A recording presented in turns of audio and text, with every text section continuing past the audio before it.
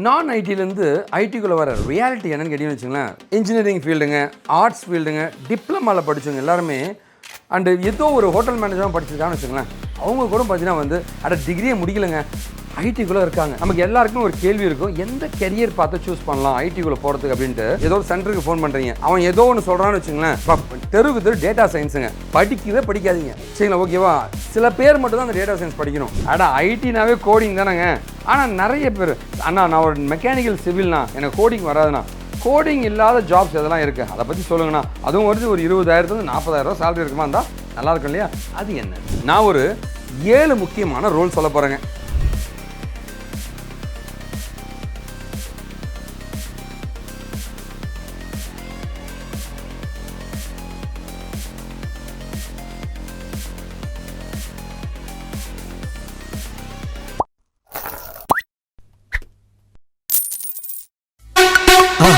மறக்காம சர்ப்ரைஸ் பண்ணுங்க. அன்பு தம்பி தங்கைகளுக்கு வணக்கங்க. நான் ஐடிலேருந்து ஐடிக்குள்ளே போன நிறைய பேருக்கு ஒரு ட்ரீம் இருக்கும். ஆனால் அது என்னங்க பண்ணுறது, இதை பற்றி நிறைய வீடியோஸ் நான் முன்னாடி போட்டேங்க. ஆனால் இந்த வீடியோட ஸ்பெஷாலிட்டி என்ன இன்டெப்த்தாக ஒரு நான் ஐடிலேருந்து ஐடிக்குள்ளே போகணும்னு நினச்சிங்கன்னா அதுக்கு ஃபஸ்ட்டு நீ என்ன பண்ணணும், உன்னோட செல்ஃப் அனாலிசிஸ் என்ன பண்ணுறது, என்ன மாதிரி டெக்னாலஜிலாம் எடுத்து படித்தா நமக்கு ரொம்ப நல்லதுங்க, எந்த ஃபீல்டுக்குள்ளே நம்ம நுழைய போகிறோம், அதுக்கான ப்ரொசீஜர் என்ன, ஒருவேளை ஒரு ஸ்பெசிஃபிக் ஃபீல்டு சூஸ் பண்ணால் அதில் எப்படி ஸ்ட்ராங் ஆகுதுன்ட்டு டீட்டெயிலாக நம்ம பார்க்க போகிறோங்க. Welcome to my channel. நான் உங்களோட அண்ணன் Venkat from InfoTech and Kashiv InfoTech.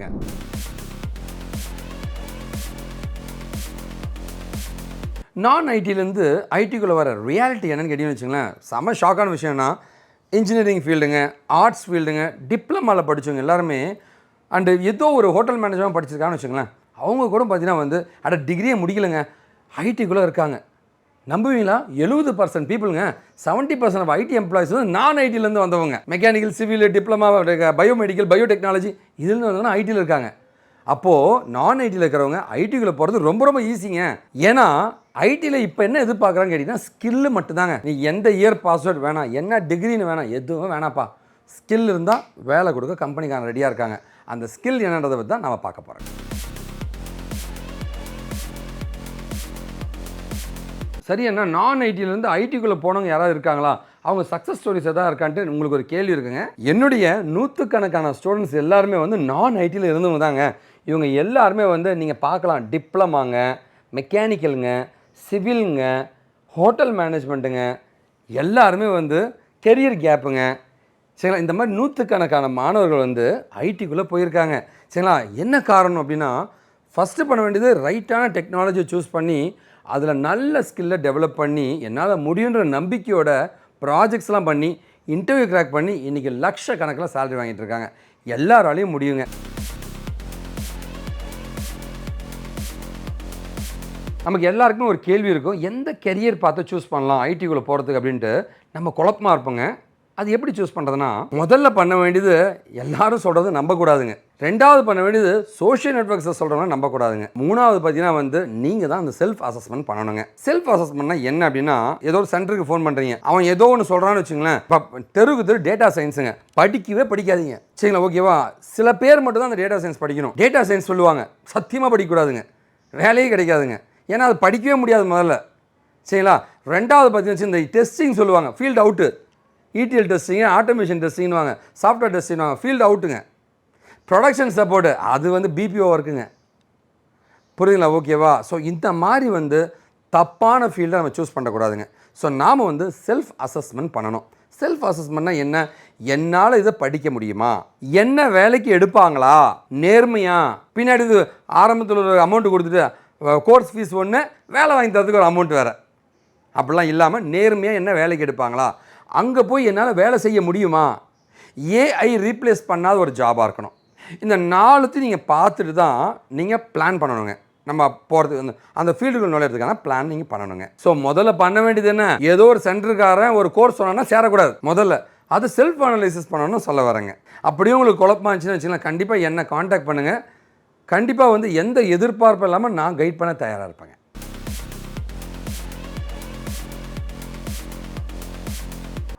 ஐடினாவே coding தானேங்க.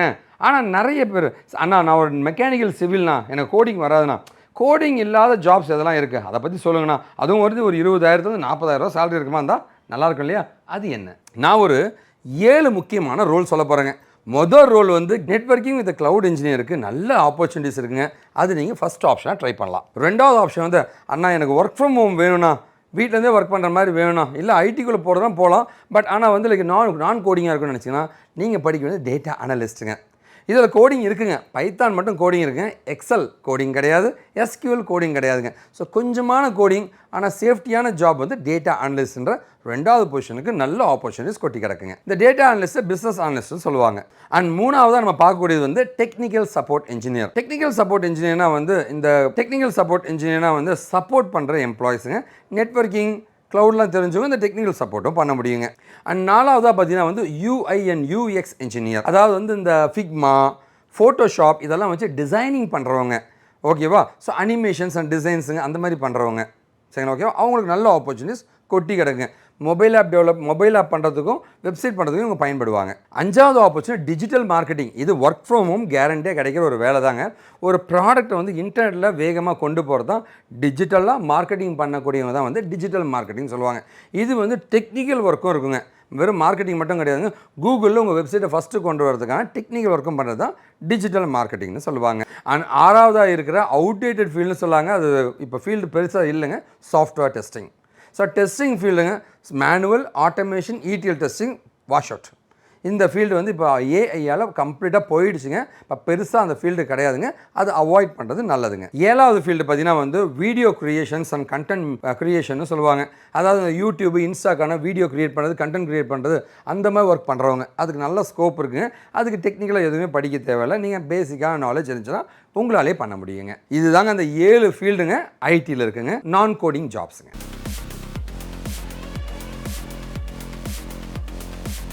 சரிண்ணா, பிஸ்னஸ் அனலிஸ்ட், டேட்டா அனலிஸ்ட் தான் சொல்லிக்கிட்டு இருக்கீங்க, அதோட கெரியர் பார்த்து எப்படி இருக்கும், எப்படி படிக்கலான்ட்டு உங்களுக்கு ஒரு கேள்வி இருக்கும் இல்லைங்களா? நான் அதுக்கான சூப்பரான ஒரு கம்ப்ளீட்டான ஒரு ரோட் மேப்பை தரேங்க. அதாவதுங்க, டேட்டாவை ரிசர்ச் பண்ணுறவன் டேட்டா அனலிஸ்ட்டுங்க. அதை வச்சு ஒரு பிஸ்னஸ் டெசிஷன் எடுத்தானா, டேட்டா அனலிஸ்ட்டோட டேட்டா எடுத்து ஒரு பிஸ்னஸ் டெசிஷன் எடுத்தானா அவன் பிஸ்னஸ் அனலிஸ்ட்டுங்க. பிஸ்னஸ் அனலிஸ்ட் ரெண்டும் ஒன்று தாங்க, பெருசாக ஒன்றும் டிஃப்ரென்ஸ்லாம் கிடையாதுங்க. ஓகேவா? சரி, இப்போ பார்த்தீங்கன்னா வந்து ஒரு பிஸ்னஸ் அனலிஸ்ட்டோ டேட்டா அனலிஸ்ட்டாக படிக்கணும்னா ஃபஸ்ட்டு நமக்கு தேவையான டெக்னாலஜி பைத்தான். ரெண்டாவது பெருசான டெக்னாலஜி என்னென்னு கேட்டிங்கன்னா வந்து எஸ்கியூஎல். அண்ட் மூணாவது டெக்னாலஜி வந்து எக்ஸல். இந்த மூணுமே தெரிஞ்சுன்னா வந்து அவங்க ஒரு டேட்டா அனலிஸ்ட்டோ இல்லை பிஸ்னஸ் அனலிஸ்ட்டோ ஆகிட முடியுங்க. ஓகேவா? சரி, இப்போ வந்து இதுக்கு என்ன படிக்கணும் அண்ணான்னு கேட்டிங்கன்னா ஃபஸ்ட் வந்து பேசிக்காக வந்து ஒரு டேட்டா பேஸ்னால் என்ன, அது வந்து எஸ்கியூஎல்லாம் எப்படி எழுதுன்னு நம்ம தெரிஞ்சுக்கணும். மூணாவது அந்த டேட்டாவே எடுத்து எக்ஸலில் வச்சு அந்த எக்ஸலை பற்றி தெரிஞ்சுக்கணுங்க.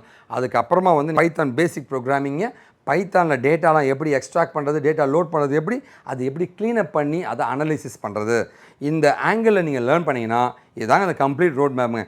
இதை படிச்சிங்கன்னா நீங்கள் ஒரு டேட்டா அனலிஸ்ட் அண்ட் பிஸ்னஸ் அனலிஸ்ட்டுங்க, கெத்தாக வேலை கிடைக்குங்க, ஒர்க் ஃப்ரம் ஹோம் கிடைக்கும். இது இல்லைங்க, அதான் பெரிய அட்வான்டேஜாக சொல்லப்படுதுங்க.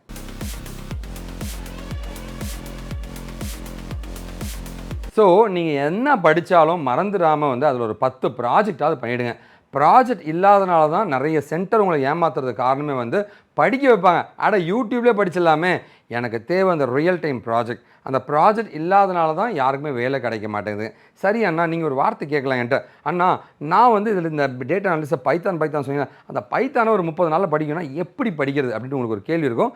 அதுக்கான ஒரு லேர்னிங் பார்த்து நான் சொல்கிறேங்க. முதல்ல வந்து ஒரு டெக்னாலஜி படிக்கணும், அது ஏன் படிக்கணும்னு தெரிஞ்சுக்கணும்.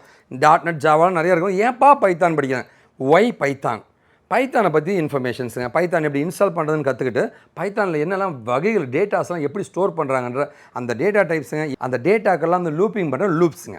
அடுத்தது பார்த்திங்கன்னா வந்து ஒரு டேட்டா இருக்குன்னா அந்த டேட்டாவை எப்படி கூட்டங்களாக வைக்கலாம், அந்த டேட்டா ஸ்ட்ரக்சர்ஸ், லிஸ்ட்டாக வைக்கலாம், லிங்க்டின்னாக வைக்கலாங்க, ஸ்டாக்காக வைக்கலாம், கியூஆர், அந்த டேட்டா ஸ்ட்ரக்சர்ஸுங்க. எப்போவுமே வந்து இந்த ஸ்ட்ரிங் இருக்குதுன்னு வச்சுங்களேன், ஒரு வெங்கடேசன் பிரபு ரெண்டுத்தையும் சேர்த்துப்பா, ஸ்ட்ரிங் ஆப்ரேஷன்ஸுங்க, அந்த மாதிரி ஏரியாஸ் நம்ம படிச்சுக்கணும். ஒரு டேட்டா ஃபைல் இருக்குது, அந்த ஃபைல் எப்படி ஆப்ரேட் பண்ண போகிறோம், ஃபைல் ஆப்ரேஷன்ஸ் லேர்ன் பண்ணிக்கணும். அதுக்கப்புறமா பைத்தானில் இருக்கிற அட்வான்ஸான டெக்கரேட்டர்ஸுங்க, ஐட்ரேட்டர்ஸுங்க, அந்த லாங்குவேஜுக்கு ஸ்பெசிஃபிக்கான சில விஷயங்கள் இருக்குங்க. அதை படிச்சுட்டு ஃபங்க்ஷன்ஸ் அண்ட் பில்ட்இன் ஃபங்க்ஷன்ஸுங்க, இன்பில்ட்டாகவே வந்து ஒரு பேர் இருக்குது, அது ஒரு அப்பர் கேஸாக மாற்ற இன்பில்ட் ஃபங்க்ஷன் இருக்கும், அது எல்லாமே லேர்ன் பண்ணிக்கணுங்க.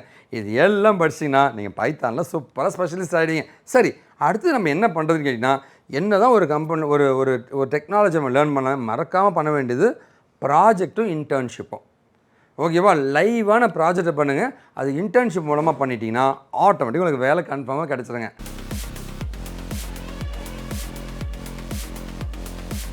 நீங்கள் என்கிட்ட ஒரு வார்த்தை கேட்கலாம், அண்ணா எஸ்கியூஎல் பற்றி சொன்னீங்க, எஸ்கியூஎல்ல இருந்து டேட்டா அனலிஸ்ட் ஆகணும்னா எஸ்கியூஎல் தேவைன்னு சொன்னீங்க, அந்த எஸ்கியூஎல் எப்படி படிக்கிறதுன்ற ஒரு ப்ராசஸ் தெரிஞ்சால் நல்லா இருக்கும்ட்டு நீங்கள் எதிர்பார்த்தீங்கன்னா, ஸோ எல்லாருமே வந்து எஸ்கியூஎல் படிக்கணும்னு ஆசைப்பட்றான்னு வச்சுக்கலாம். முதல்ல வந்து அந்த ஸ்ட்ரக்சர் தாங்க முக்கியம். டேட்டாக்களை வந்து ஒரு டேட்டா பேஸில் டேட்டாக்கெல்லாம் ஸ்டோர் பண்ணும்போது எந்த வகையில் நீ ஸ்டோர் பண்ணுற, அதாவது ரிலேஷனல் டேட்டாபேஸ் மேனேஜ்மெண்ட் சிஸ்டம்னு சொல்லுவாங்க. அதுக்கு பேர் டேபிள் எப்படியெல்லாம் டேபிள் இருக்கணும், அந்த டேபிள் எப்படிலாம் லிங்க் பண்ணியிருக்கா அப்படின்ட்டு தெரிஞ்சுருக்குங்க. ஸோ பேசிக்கான எஸ்கியூஎல்னு சொல்கிற டேட்டா டெஃபினேஷன் லாங்குவேஜ் எப்படி உருவாக்க போகிற, அதுக்குள்ளே எப்படிலாம் டேட்டாக்கெல்லாம் போட போகிற டேட்டா மேனிப்புலேஷன் லாங்குவேஜுங்க, அந்த டேட்டா யார் படிக்கணும் யார் படிக்கக்கூடாதுன்னு சொல்கிற டேட்டா கண்ட்ரோல் லாங்குவேஜுங்க, அண்ட் டேட்டா ரிட்ரீவல் லாங்குவேஜ்னு அந்த டேட்டாவை எப்படி எடுக்க போகிற, இது எல்லாமே லேர்ன் பண்ணிக்கிட்டு இந்த டேட்டாவை எடுக்கிறது தான் ரொம்ப ரொம்ப முக்கியமானது. அதில் எவ்வாறு விதமாக எடுக்கிற, ஓகேவா, அதாவது வந்து லைக் ஆக்ரிகேட் பண்ணி சம்மு ஆவரேஜ் மேக்ஸிமம் மினிமம் அப்படி எடுக்க போறியா, குரூப் பண்ணி எடுக்க போறியா, டேட்டாவில் குழுக்களாக எடுக்க போறியா, ஆர்டர் பண்ணி நீ எடுக்க போறியா, மல்டிபிள் டேபிள்ஸ்லேருந்து எடுக்க போறியா, ஜாயின் பண்ணி எடுக்க போறியா, தனித்துவமாக டிஸ்டிங்க்டாக எடுக்க போறியா, ஓகேவா, ஒரு குறிப்பிட்ட கண்டிஷன் சாட்டிஸ்ஃபை ஹேவிங்ன்ற கண்டிஷன் ஹேவிங் மூலமாக ஒரு குறிப்பிட்ட கண்டிஷன் சாட்டிஸ்ஃபை ஆனால் அந்த டேட்டாவை எடுக்க போறியா, எவ்வாறு விதமாக எடுக்க போகிற, அந்த டேட்டா வந்து வியூஸாகவும் எடுக்க முடியும், ஸ்டோர் ப்ரொசீஜர் மூலமாகவும் எடுக்க முடியுங்க. ஸோ ஓகேவா, இந்த மாதிரி வந்து வெவ்வேறு விஷயங்கள் நீங்கள் எஸ்கியூஎல்ல கற்றுக்கும் போது ஆட்டோமேட்டிக்காக நீங்கள் ஒரு எஸ்கியூஎல் ஸ்பெஷலிஸ்ட்டாக மாற முடியும். ஸோ இன்னும் உங்களோட நிறைய பேசுறதுக்கு எனக்கும் ஆசையாக தான் இருக்குங்க. ஸோ இதை வந்து நான் அப்படியே பார்ட்டில் உங்களுக்கு நான் கண்டினியூ பண்ண போகிறேங்க. மற்றபடி வந்து நான் ஐடியிலேருந்து ஐடிக்குள்ளே போனோமா, இந்த மாதிரி நூற்றுக்கணக்கான மாணவர்களில் நீங்களும் இருக்க முடியுங்க. ஒன்றே ஒன்று தாங்க, நீங்கள் என்னை காண்டாக்ட் பண்ணுங்கள், கைடன்ஸ் பண்ண நான் தயாராக இருக்குங்க. ஸோ இது என்னுடைய காண்டாக்ட் நம்பருங்க, இமெயில் ஐடி, இன்ஸ்டா அக்கௌண்ட் எல்லாமே கொடுத்துருக்கேன். காண்டாக்ட் பண்ணுங்கள், உதவி பண்ண நாங்கள் தயாராக இருக்கோம். நம்பிக்கையோட போராடலாங்க, ஜெயிப்போம், வெற்றி நமதாகட்டும். நன்றி, வணக்கம், வாழ்க தமிழ். என்கிட்ட படித்து நேர்மையாக வேலைக்கு போன 1000 மாணவர்கள் தான் நீங்கள் பார்த்துட்ருக்கீங்க.